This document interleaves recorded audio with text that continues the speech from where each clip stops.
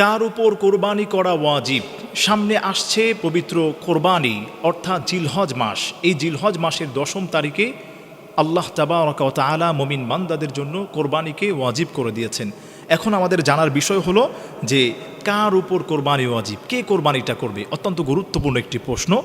উত্তর, জিলহজ মাসের 10 তারিখ সুবে সাদিক থেকে শুরু করে 12 তারিখ সূর্যাস্ত পর্যন্ত, অর্থাৎ 10, 11 এবং 12 এই 3 দিন যদি কারো কাছে নিসাব পরিমাণ মাল থাকে তাহলে তার জন্য কোরবানি করাটা হচ্ছে ওয়াজিব। এখন প্রশ্ন হলো যে নিসাব পরিমাণ মাল কতটুকু? যদি কারো কাছে 7.5 ভরি স্বর্ণ অথবা 52.5 ভরি রূপা থাকে, অর্থাৎ 52.5 ভরি রূপার দাম হচ্ছে বর্তমান বাজার মূল্য 80,000 টাকা থেকে 90,000 টাকার মধ্যে।